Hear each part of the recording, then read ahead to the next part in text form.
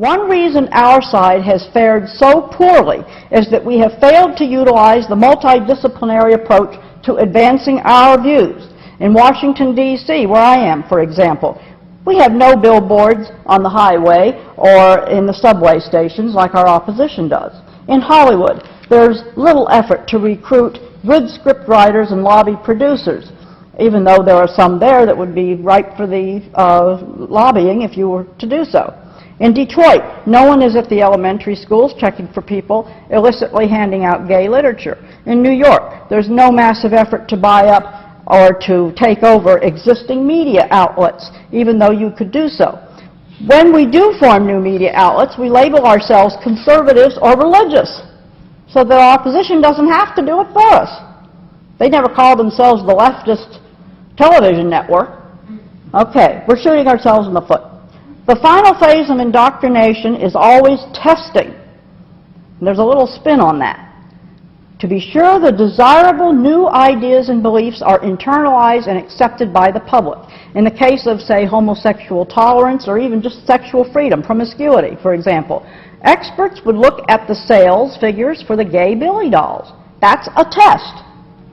And that Austin Powers doll that squawks, "Are you horny, baby?" at the child who picks it up off the shelf.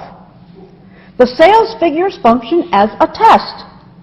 If the test results are disappointing, it's time to recycle, usually using a more hard-hitting approach and going through the whole five-step indoctrination process again. Eventually, resistance to sex-filled entertainment starts to sound silly. If the Austin Powers doll that squawks, "Are you horny, baby?" is deemed funny by most parents instead of gross, then that's success. The reason the method works is that various marketing campaigns or lessons, if you will, bypass the conscious intellectual mind and shoot directly for the more vulnerable subconscious. It goes right for the gut.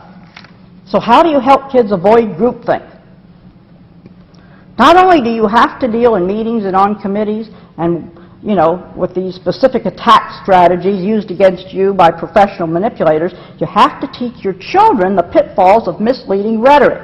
That is, you have to explain, and frequently, how words can be put together to deceive them. In this age of Oprah, for example, you'll have to explain what privacy means. They don't know. I mean, it used to be that if someone came into your house and asked, "How much did you pay for your couch?" that would have been insulting. You'd have thought that was private. Not anymore. The child cannot possibly be expected to know what's inappropriate if you don't explain it to him. So, at the beginning of this session, I alluded to the principles of psych war. The most fundamental precept, which again goes all the way back to the days of Confucius, is all warfare is based on deception. This means every kind of war, not just some wars. Thus we see that as early as 500 BC, philosophers understood that success in war, be it armed or psychological, depends on the ability to confuse and delude while concealing one's true character, weaknesses, strong points, and intentions. Let me say right up front here, this is not lying as in bearing false witness against one's neighbor. This refers to your personal demeanor, the way you conduct yourself, not to something that you state or write down about somebody else. For example, always let your opponent believe that an escape route is open, so they will flee, showing that there's a road to safety, an alternative to losing all, then strike. That's from that little book, The Art of War. Let's consider this allusion to an escape route here. Our opponents have always given us an escape route. What do we escape to? Legitimacy, acceptance. What's the price? Capitulation on the issues that are more important to our adversaries. The road to safety is usually enticing bait that will distract you from the larger issue that is important to your opposition. The Democrats used the phony budget agreement in 1999, which allowed Republicans to save face with the public by claiming victory. But once they seized this route, they were attacked from another direction. An enemy may be conquered more easily if the appropriate conditions have been created. What are the conditions? People, what are the conditions that you create? Framing the debate and controlling the psychological environment. Recruit persons who are highly intelligent but who can appear to be stupid, who may seem to be dull, but in reality are strong, who are vigorous and energetic, but can appear to weary easily, who are well-versed in earthly matters and able to endure great humiliation in order to succeed. This axiom is absolutely crucial to success. You have to learn to play the game, then turn the tables. And I must say that Mrs. Davis is one of the best people I've ever seen to intuitively understand this principle in talking to her. It's obvious that she understands this requirement. But, you know, all of us have to do that. And the other thing we have to do is not to gobble preferred baits.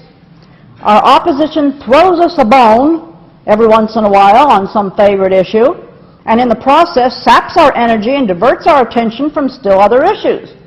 Too often we take the bait without a quibble. For example, the bait of environmental conservation, as Michael Shaw pointed out in the first presentation.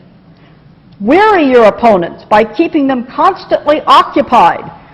Make them rush about, offering them ostensible advantages. How many times does this have to happen to us before we get the message?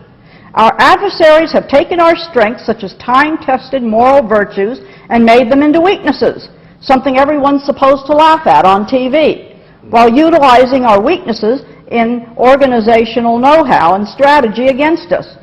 The conservation issue is a perfect example. We're kept so occupied with the rights of bugs and fish that we've nearly forgotten about the rights of humans. So get it into your heads that our enemies don't care about such things as unborn children or the safety of animals and mothers, one way or the other. But if the issue keeps us busy, that's often good news for them. If you don't believe it, go back and study the chronology of the environmental debate and, say, the abortion debate, and then juxtapose the various wins and losses we have had on other issues around the same time in the House and Senate. Another example is race. We're so constantly confronted with articles and news concerning racial tensions that hardly anybody remembers the dream of a colorblind, melting pot society. Those skilled at making an opponent move do so by creating some situation to which he must conform. For example, by enticing him with something he's sure to take. That's sort of like not taking the bait, but not exactly. This is what the opposition has done with declining test scores. By creating a situation in which academic scores are sure to decline, and Michael Chapman explained how that was done, of course the scores in math, hard math, science, and so on are going to decline. Then we were enticed to take the bait of school reform and standards. From there, it's a short jump to restructuring schools, ostensibly to improve test results. Unfortunately, both the standards and the reform have been largely bogus, the terms redefined. Now, here's a good one. Do not demand accomplishment of those who have no talent. I almost hesitated to add this one, but hey, Sun Tzu put it in there, 500 BC. Now, I know that sounds laughable and obvious, but it's not. For example, most staff advisors on education for members of Congress have no particular expertise in that field, or for that matter, any knowledge concerning the major players' invested interests in education. Worse, the position tends to be viewed by them as a stepping stone for political science majors barely out of college onto something a little more exciting. Many such staffers are the sons and daughters of important somebodies in government, and they're not exactly what you'd call quick studies. The extent of the staffer's knowledge about education is something along the lines of John Dewey being a saint who modernized the schools. Think progressive education. And that the leftist extremist lobbying union, the National Education Association, actually looks out for teachers and kids. By the way, who can tell me, this is a test, I'm an old school teacher, so I have to do this, who can tell me what psych war rule that we've gone over the expression progressive education comes under? Yes?